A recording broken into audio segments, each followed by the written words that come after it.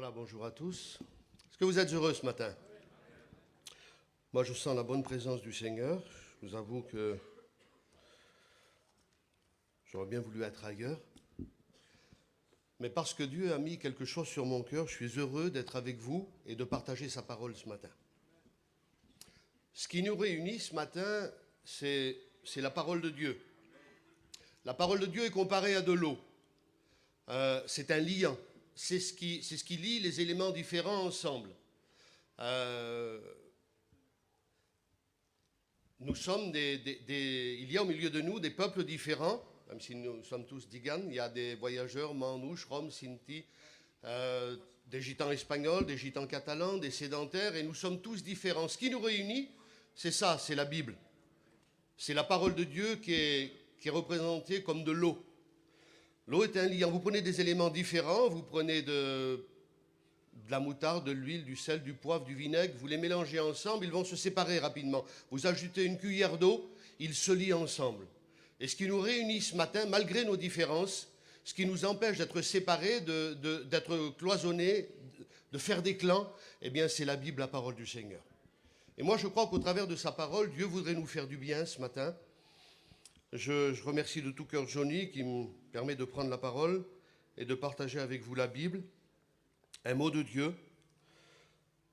Ce que nous avons besoin, ce que moi j'ai besoin, ce que la majorité des gens ont besoin, ce n'est pas de remplir notre cerveau avec un message bien pesé, bien calculé, bien mesuré, c'est avec un mot de Dieu qui bénit nos cœurs.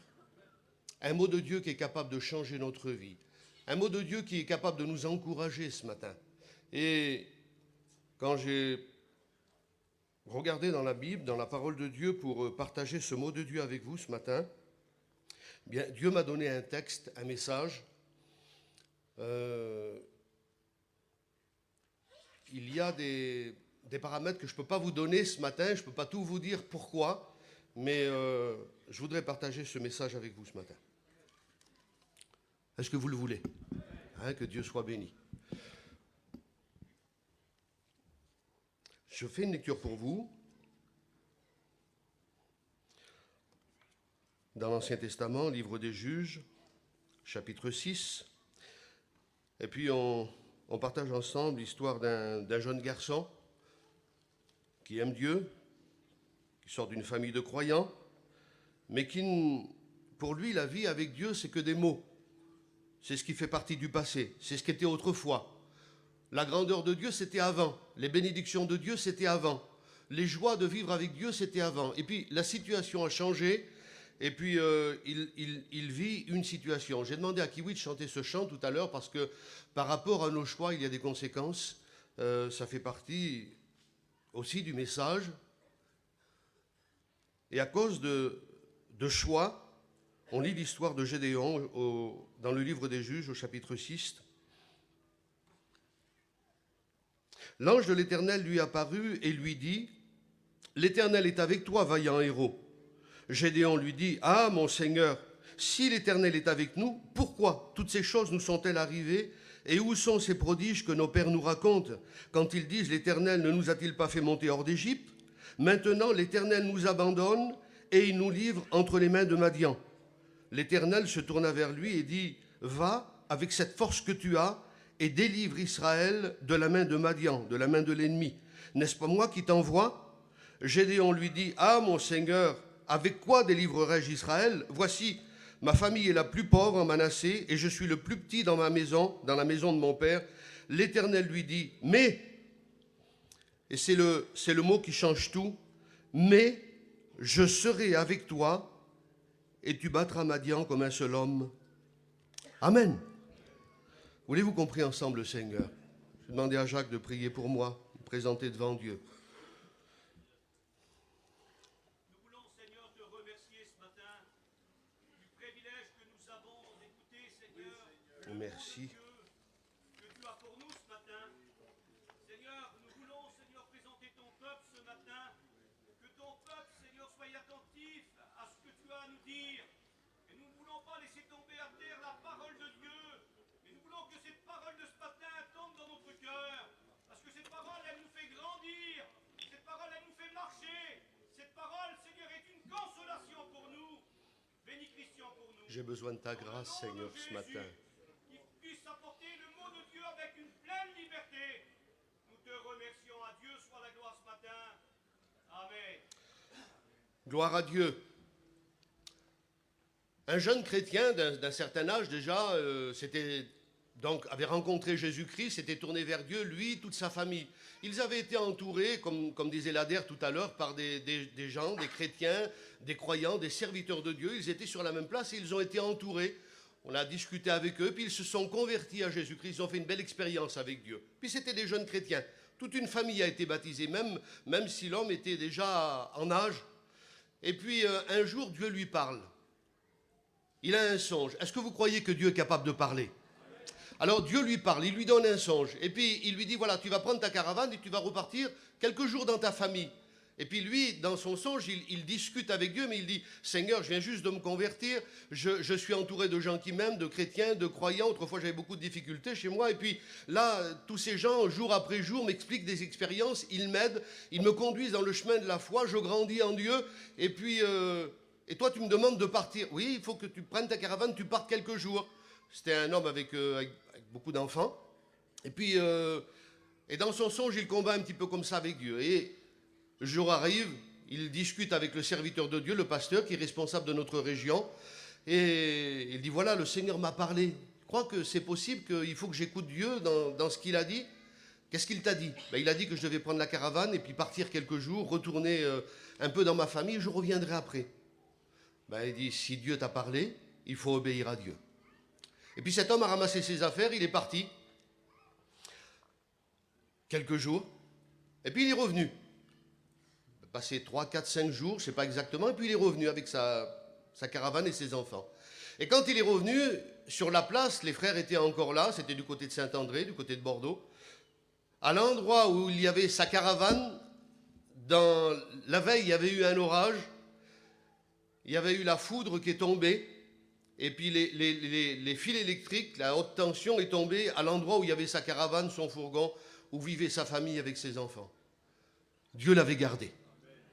Moi je dis merci Seigneur. Alors on ne comprend pas toujours la volonté de Dieu, quand Dieu nous fait faire des choses, quand Dieu nous demande des choses, quand Dieu nous envoie, quand Dieu nous commande, quand Dieu nous révèle des situations. Des fois on a toujours tendance à dire et pourquoi, et pourquoi, et pourquoi. On ne comprend pas toujours la volonté de Dieu. Ce que Dieu voudrait demander de nous ce matin, c'est de l'obéissance, sans savoir. La foi, c'est de faire sans comprendre. Moi, je n'ai pas tout compris de Dieu quand j'ai rencontré Dieu. Et puis, je pense que vous aussi, vous n'avez pas tout compris de Dieu quand vous avez rencontré Dieu. Mais vous vous êtes engagé dans la foi. La vie avec Dieu, ce n'est pas de tout comprendre. Il n'y a pas besoin d'avoir fait des études de médecine pour prendre un cachet quand on a mal de tête. Il n'y a pas besoin de tout comprendre de Dieu pour marcher avec lui, pour l'aimer et se sentir aimé par lui.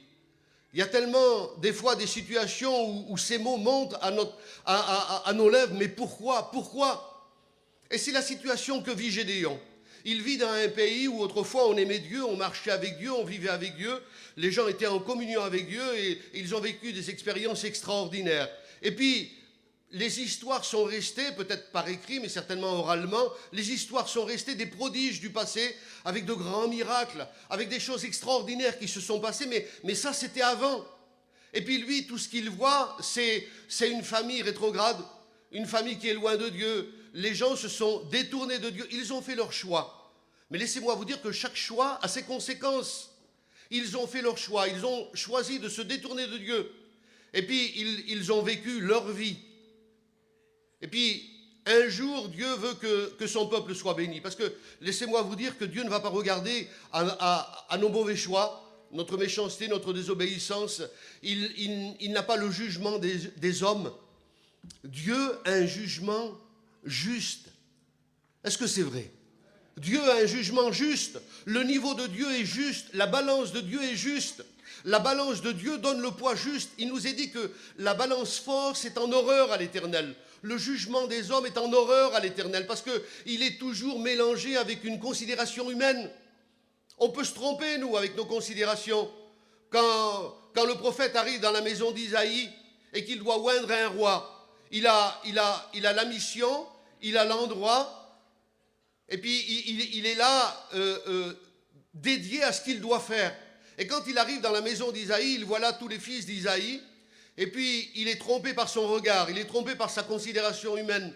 Notre jugement nous trompe des fois. Notre considération nous trompe des fois. Notre connaissance de la vie, du monde, nos expériences passées, parfois nous trompent. Et quand il voit tous les garçons qui sont là, il voit Eliab, un jeune homme grand, beau, athlétique, certainement qu'il ferait un bon roi. Et quand il le voit, il dit, certainement, devant moi et loin de l'Éternel. Et Dieu lui dit tout de suite, parce que Dieu ne tarde pas à répondre. Dieu lui dit tout de suite, ne regarde pas avec tes yeux et avec ta considération humaine, je l'ai rejeté. Ce n'est pas lui qui sera roi. Et tout de suite, il est touché dans son cœur parce qu'il se rend compte que tout en étant prophète, on peut se tromper. Tout en étant spirituel, on peut se tromper. Tout en étant un bon pasteur d'église, on peut aussi se tromper. Tout en étant un bon dirigeant de groupe, on peut aussi des fois faire des erreurs. On peut se tromper parce qu'on a nos considérations, nous sommes des hommes. Et à ce moment-là, il y a besoin que Dieu vienne rectifier les choses. Dieu lui parle, la situation change, et puis c'est David qui est choisi pour roi. Je dis merci au Seigneur. Des fois, il y a des conséquences à nos regards, à notre conception des choses. Et puis Gédéon est là, lui, il est tout triste, parce que la Bible dit qu'Israël est malheureux. Ils se sont détournés de Dieu, et il vit dans ce foyer-là, rétrograde. Puis il dit, maintenant, comment je vais faire? Tu me dis que je suis un vaillant héros, c'est moi. Mais ma famille, elle est la plus pauvre. Ça veut dire que même à l'époque, la considération financière était importante. On pense que les gens qui ont plus de moyens, eh bien, ils vont mieux réussir, ils vont mieux faire, ils vont mieux se débrouiller. C'est des valeurs qui sont importantes aujourd'hui aux yeux des gens. Mais en Dieu, pas du tout. Est-ce que vous êtes d'accord avec moi ce matin? Ça veut dire que n'importe qui, même le plus pauvre, au milieu de nous, peut être un grand homme de Dieu. Est-ce que vous êtes d'accord? Et puis, alors là, il dit, alors il met en avant les considérations humaines, le regard des hommes. Il dit, mais ma famille est la plus pauvre. Ça fait rien, Gédéon. Mais moi, dans ma famille, je suis le plus petit. Ça veut dire que je ne suis pas spécialement le plus habilité, le plus qualifié. Celui qui pourrait faire, il avait peut-être des frères qui étaient plus capables. Moi, je suis le plus petit dans ma famille. Non, c'est toi que j'ai choisi. Ça veut dire que quand Dieu mise sur quelqu'un, personne n'aurait misé sur le jeune David. Il était jeune. Ce n'était pas un guerrier, c'était un berger. Mais quand Dieu mise sur un homme, alors c'est la victoire. Et puis, on aurait considéré, nous, le grand Goliath avec le jeune David, on aurait dit, ben, c'est lui qui va gagner. Non, parce que Dieu était avec lui. Et si Dieu est avec nous, qui sera contre nous? Ça veut dire que quand même tous les pourquoi montent à nos lèvres. Quand même on a cette considération en disant, mais moi, je suis dans une impasse, je ne peux pas m'en sortir. Comme Gédéon, mais comment je vais faire? Mais je serai avec toi. Et c'est ce qui fait toute la différence. Quand le peuple est là, au sortir d'Égypte, ils sont délivrés de l'esclavage, symbole du péché, délivrés de l'Égypte, ils vont vers la liberté, et puis ils laissent en arrière tout ce qui a été leur vie du passé, leur vie d'esclavage, leur vie de souffrance, de douleur, de misère, peut-être comme notre vie qu'on a tout laissé en arrière, et ils vont là vers la liberté. Dieu leur a fait des promesses, et puis les promesses sont devant eux. Ils marchent sous la direction de Moïse, mais ils arrivent là comme dans la plus grande impasse de tous les temps. Ils arrivent là devant la mer, d'un côté des montagnes, de l'autre côté des marais, et puis ils sont là pris comme dans une grande impasse. Impossible de retourner en arrière.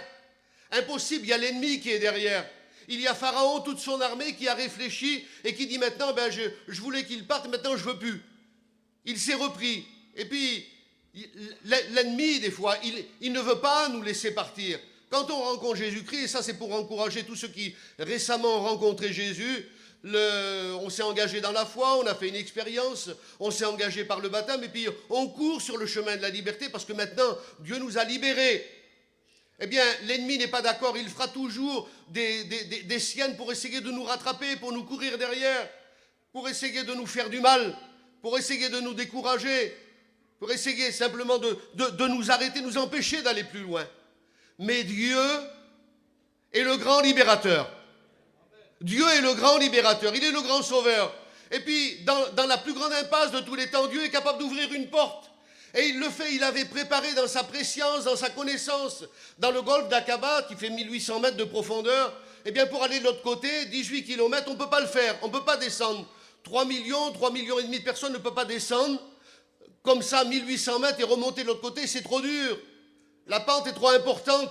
ne peut pas ni descendre ni remonter. Mais Dieu a préparé un pont sous-marin, un pont qui fait 800 mètres de large, qui fait 18 kilomètres de long, pour que son peuple puisse passer, retrouver scientifiquement, pour que son peuple puisse passer comme ça, à pied sec, sous la puissante main de Dieu. Ce n'est pas Moïse qui a ouvert la mer. Si Dieu veut, il nous fait marcher sur les eaux, comme il a fait avec Pierre. S'il veut, il ouvre la mer. Mais ça, c'est Dieu. C'est le grand Dieu, le Barreau d'Evel, celui qui est au milieu de nous ce matin. Est-ce que vous croyez qu'il peut le faire pour nous? Dans quelques situations que nous soyons, des fois on se retrouve comme liés, attachés. On ne peut pas aller plus loin. On est dans une situation, peut-être que c'est nous-mêmes qui nous sommes mis dans cette situation. Peut-être que c'est les circonstances de la vie. Peut-être que c'est nos parents. On ne sait pas. Mais on se retrouve dans une situation qui est comme une impasse immense. Et il n'y a aucune porte de sortie. Il y a des montagnes, il y a des marées, il y a la mer, il y a l'ennemi. Et on ne peut pas s'en sortir tout seul. Alors il faut une intervention de Dieu. Et Dieu ouvre, il ouvre la porte. Et quand Dieu ouvre une porte, personne ne peut la fermer. Quand Dieu ferme une porte, personne ne peut l'ouvrir. Mais dans le cas, Dieu a ouvert la porte. Et puis, laisse-moi te dire ce matin que peut-être toi, tu es dans une situation difficile. Tu vas me dire, mais toi, tu ne connais pas ma situation. Non, je ne la connais pas. Mais je sais que là, s'il a délivré 3,5 millions de personnes, il peut délivrer une personne. Et tu peux mettre ton nom ce matin. Tu peux dire, Seigneur, alors tu connais ma situation? Bien sûr. L'œil de Dieu voit tout. Il connaît ton nom, il connaît ton âge, il connaît ta situation familiale. Il sait tout de toi. Il connaît ton passé. En plus, il connaît ton avenir. Il sait dans quelle situation tu es. Il sait combien c'est difficile pour toi.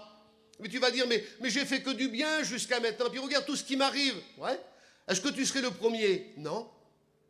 Dieu te connaît et il veut que tu sois heureux. Peut-être qu'il y a quelque chose à faire. Peut-être qu'il y a quelque chose à faire. Il y a deux situations. Il y a des situations où elle s'appelle Corrie. Elle habite en Hollande. Elle aime Dieu de tout son cœur. C'est une chrétienne, d'une famille de chrétiens. Son père est chrétien. Et puis la guerre arrive là-bas en Hollande. Et la situation change. Et puis les Juifs sont pris partout. Comme ça a été en France un petit peu avant. Et puis les Juifs sont pris partout. Et ils sont amenés en déportation. Ils sont gazés, ils sont tués, tout ce que vous voulez. Et eux, ils ont dans leur cœur d'aimer et d'aider les Juifs, de faire quelque chose pour eux. Alors, ils les prennent, ils fabriquent chez eux une pièce cachée, et là, ils cachent les Juifs. Ils les sauvent, ils font quelque chose de bien. Mais en retour, toute sa famille meurt, elle est pratiquement la seule à s'en sortir. Dans son cœur, imaginez un petit peu la déception de Corrie. Elle, dans son cœur, de dire, nous, on a fait quelque chose de bien, à cause qu'on a fait quelque chose de bien, il nous arrive toutes sortes de malheurs et toute ma famille est décimée. Mais j'ai voulu faire quelque chose de bien parce que j'aime Dieu. Elle n'a pas tout compris, elle. Elle n'a pas tout compris, mais Dieu l'a bénie. Elle n'a pas tout compris de la situation, mais Dieu l'a bénie. Et Dieu l'a encouragée. Dieu l'a encouragée. Elle a été témoignée dans le monde entier de ce que Dieu avait fait. Elle s'est retrouvée en prison. Elle était gardée par des bourreaux nazis qui ont fait mourir sa sœur. Simplement, si on avait amené sa sœur à l'infirmerie, elle aurait été sauvée. Et puis elle a supplié un homme grand de l'amener. Il n'a pas voulu. Et c'était son expérience à elle. Elle est sortie, le pays a été libéré, elle a témoigné partout de l'amour de Dieu et de ce qu'ils avaient fait. Ils avaient fait un endroit caché dans leur maison, ils ont sauvé des centaines de Juifs, ils ont fait quelque chose de bien. Elle ne comprenait pas la situation, elle.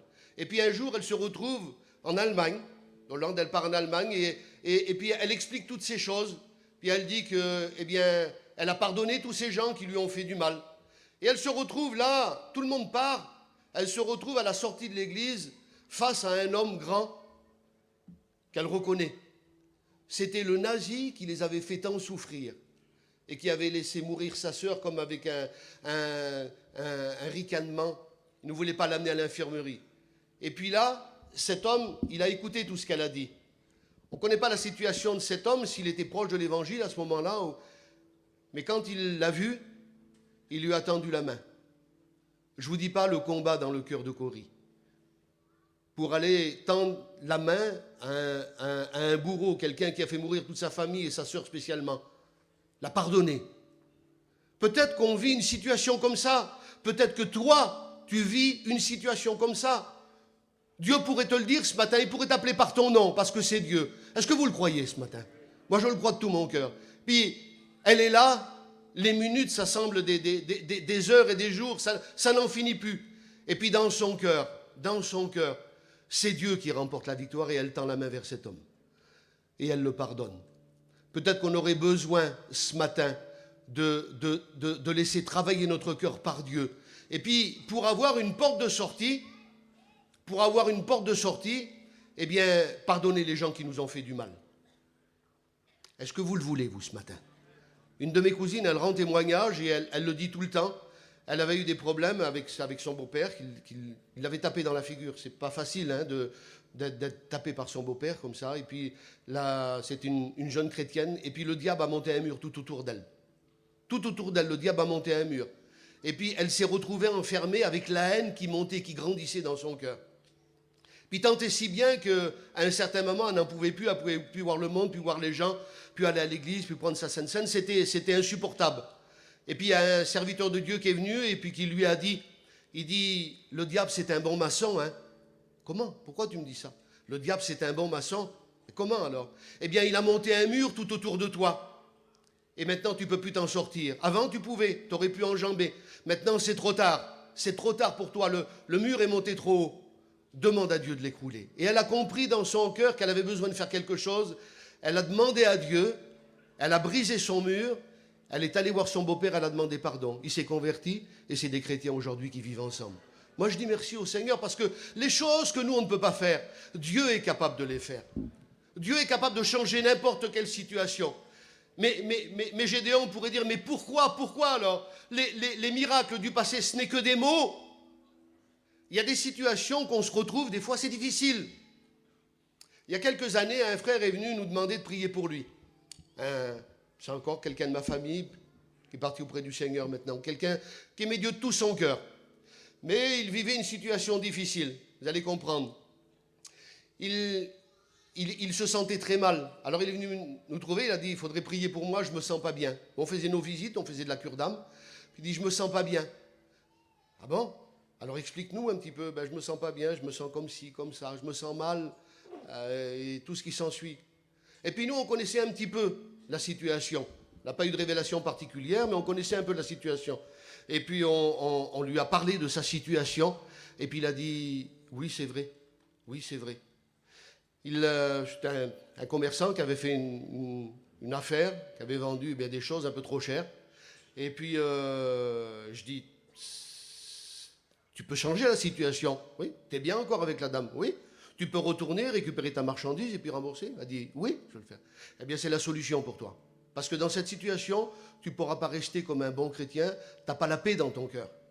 Tu es pris par cette chose, tu t'es mis toi-même dans une impasse et tu n'en sortiras pas. Parce que tu as des gens qui sont contre quoi? À cause de toi. Ce n'est pas de la faute des autres, ce n'est pas de la faute de Dieu, mais c'est ta faute à toi. Il y a des situations dans lesquelles c'est nous qui nous sommes mis.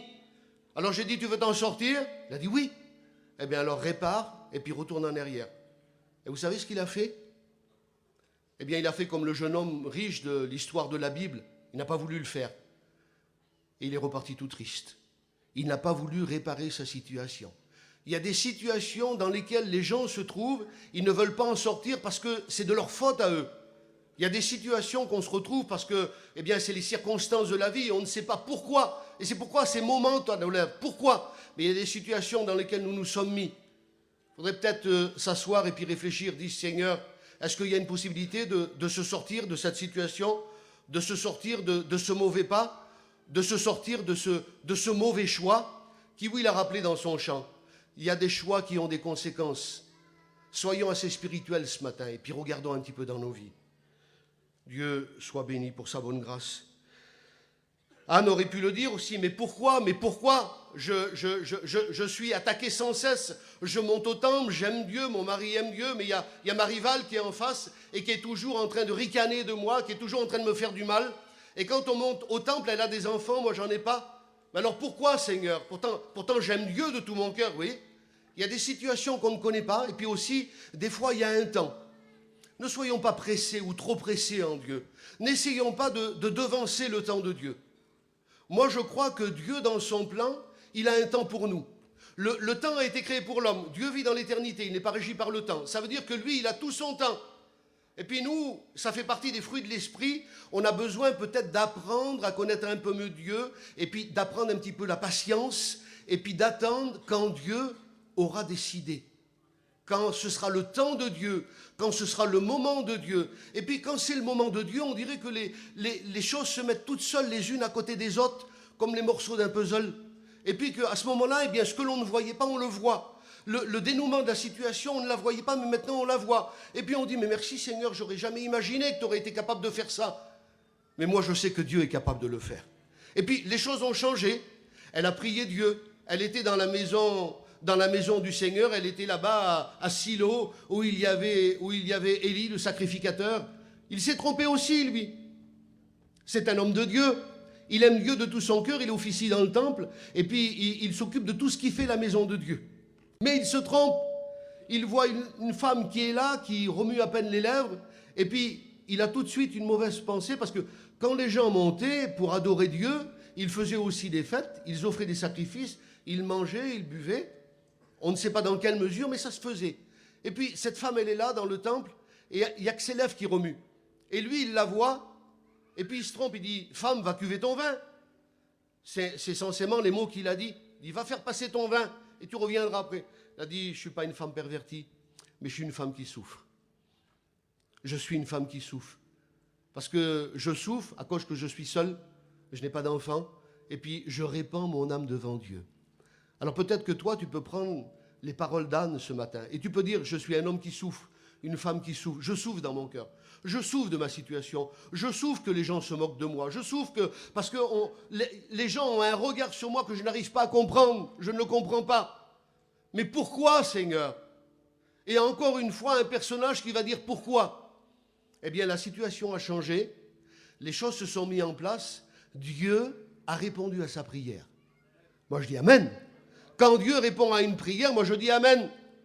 Des fois, on n'a plus les cartes en main. On n'a plus, nous, la possibilité de faire les choses. Il faut que Dieu intervienne. C'est beau de voir les autres être bénis. C'est beau de voir les autres être encouragés, être baptisés du Saint-Esprit. C'est beau de voir les autres être guéris.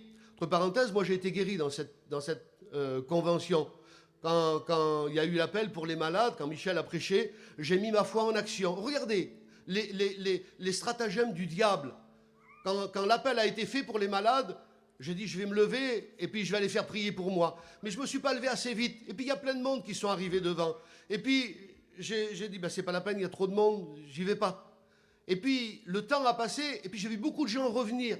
Beaucoup de serviteurs étaient venus devant prier pour les malades. Beaucoup de gens revenir. Et puis le Seigneur me disait, bien vas-y c'est le moment. Et je me suis levé. J'ai fait un acte de foi. Je me suis levé devant Dieu. Je suis venu devant, les frères ont prié pour moi, et puis Dieu m'a guéri. Moi, je dis merci au Seigneur. Il faut parfois être décisif et puis ne pas écouter la voix de l'ennemi. Cher le Seigneur, ça fait quelques années, et puis je connais Dieu, j'ai eu des bons moments intimes avec Dieu, des moments proches de Dieu, mais la voix de l'ennemi est toujours là, et sa façon de faire à lui, c'est quand il ne peut pas nous empêcher, alors il va nous freiner, il va nous ralentir, il va nous empêcher d'aller vers le but, il va nous empêcher de saisir le moment. Peut-être pour toi, c'est le jour de délivrance. Peut-être que ça va chasser tout. Et pourquoi? Peut-être que ça va donner des solutions, des noms à toutes les questions que tu te posais jusqu'à maintenant. Peut-être que c'est le jour de la bénédiction pour toi. Que Dieu soit béni. Amen,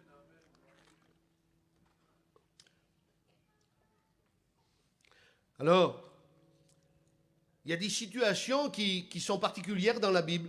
Nous vivons le temps de la grâce. La Bible est constituée de temps différents avec la naissance de l'humanité et puis toutes les dispensations différentes. Et puis quand on remonte en arrière, les gens payaient en groupe pour leurs fautes. Quand on remonte en arrière, on trouve l'histoire d'Acan qui a caché quelque chose dans sa tente. Le peuple est délivré, il est béni, c'est merveilleux. Il vit une grande joie, il est vainqueur sur tous ses ennemis. Et puis, quand Dieu donne des ordonnances, il donne des ordres. Il dit, vous aurez partout la victoire et les choses seront dévouées par interdit, vous ne prendrez rien de vos ennemis. Mais Acan, lui, il a désobéi. Il a pris, il a caché. Et puis, à cause de ça, eh bien, l'interdit est venu sur le peuple. Et puis, où ils ont une grande victoire quelques jours auparavant, quelques jours après, sur un tout petit pays, ils ont une grande défaite. Et le peuple est en fuite. Et la question se pose, mais pourquoi? Pourquoi? Eh bien, parce que Akan avait désobéi. Je vous fais grâce de toute l'histoire, mais il a été désigné comme celui qui avait fait, il avait caché, il avait menti, il avait dérobé, il avait menti, il avait caché. Dérobé, menti et caché. Et sa maison a été choisie, à ce moment-là, elle a été désignée par Dieu, et puis tout le monde a payé. Tout le monde a payé. Mais ça, c'était l'Ancien Testament. L'interdit était là sur lui. Le Seigneur dit dans l'Ancien Testament, les enfants ont mangé les raisins verts, les parents ont mangé les raisins verts et les enfants ont eu les dents agacées. Ça voulait dire qu'il y a eu une conséquence sur les enfants du péché des parents, de la désobéissance des parents. C'est ce que ça veut dire. Les parents ont désobéi, et bien les enfants ont payé. Mais Dieu dit dans sa parole, et ça il prophétise le temps que nous vivons, les parents mangeront les raisins verts, les enfants n'auront pas les dents agacées. Ça veut dire que chacun paiera pour lui-même. Il n'y a pas de conséquences collectives. Quand quelqu'un fait quelque chose de mal, il paye pour lui. Moi, j'ai du mal dans cette conception, quand on parle d'interdit dans une église. Alors, il y a des situations où les choses vont être dures, difficiles. Mais il y a combien de situations où on a prêché l'évangile, et puis dans l'auditoire, il y avait des gens qui étaient possédés. Alors, à cause d'eux, on n'aurait pas pu prêcher l'évangile, les gens n'auraient pas pu être bénis, vous qui n'avez rien à voir avec tout ça, vous aurez payé les conséquences des autres. Pas du tout. Pas du tout. Quand Dieu veut bénir, il bénit. Quand Dieu veut bénir, il bénit. Alors, il y a des gens qui ont des interdits dans leur cœur, comme mon cousin, où je vous ai expliqué tout à l'heure sa situation. Et c'est des choses qui nous empêchent d'être bénis. Il faut réparer. Il faut se placer devant Dieu. Il faut se délier, se délivrer. Il faut s'enlever de ce mauvais pas. Dieu nous donne toujours une porte de sortie. Et je bénis Dieu pour cela. Il y a tellement de situations qu'on ne comprend pas encore. On aime Dieu de tout son cœur, et puis c'est le ciel qui nous tombe sur la tête. Il s'appelle Aralan Popov, il aime Dieu de tout son cœur. C'est un pasteur bulgare. Et puis, d'un seul coup, on vient, on le prend, on dit que c'est un espion condamné à 15 ans de prison. Il est tout de suite jeté en prison. Je vous fais ça court. Et puis, qu'est-ce qu'il fait en prison? Il se lamente? Non, il prêche l'évangile. Des gens se convertissent. Au bout de quelques temps, on le jette dehors, on le met dans une autre prison parce que le peuple est dirigé par un régime communiste. Et à ce moment-là, eh bien, c'est pas bon qu'un chrétien soit là, on l'envoie ailleurs. Mais ailleurs, qu'est-ce qu'il fait? Il prêche l'évangile encore. Il prêche encore l'évangile. Et des gens se convertissent. Il crée encore une petite cellule de chrétiens, il rassemble les gens et il prêche encore l'évangile. Et comme ça, pendant des années, il a fait 13 ans de prison. Combien de fois il a dû dire pourquoi? Combien de fois il a dû dire pourquoi? Et puis, tant et si bien que, eh bien, il fait toutes les prisons de Bulgarie comme ça. Il arrive dans une prison, on le met au cachot, qui parle avec personne. Comme ça, il parlera de Dieu à personne, celui-là. Il arrive, c'est dans une des dernières prisons. Et puis là, il est dans le cachot, il dit, comment je vais faire maintenant? Je suis là, isolé, je vais finir ma peine, il me reste encore plusieurs années à faire. Comment je vais faire? Il a une petite gamelle pour manger. Dans la cellule, il n'y a rien dans son cachot. Et puis, il y a un tuyau qui est là, tuyauterie. Il tape dessus avec sa petite gamelle. Et puis, il entend que dans la cellule à côté, quelqu'un lui répond.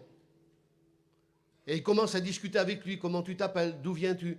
Pourquoi tu es là? Et puis tout ce qui s'ensuit. Et il commence à parler de Jésus-Christ. Il prêche l'évangile en morse. Et il tape comme ça sur la tuyauterie, il prêche l'évangile, et la personne dans la cellule à côté se convertit. Moi, je dis merci au Seigneur. Mais il y a combien de façons de prêcher l'évangile? On a toutes sortes de possibilités de le faire. Combien de fois il a dû dire pourquoi? Mais pourquoi, Seigneur? Pourquoi je suis séparé de ma famille? Pourquoi je suis en prison? Pourquoi je ne suis pas avec les miens que j'aime avec mes enfants? Mais pourquoi? Eh bien, pour sauver des âmes. Pour sauver des âmes.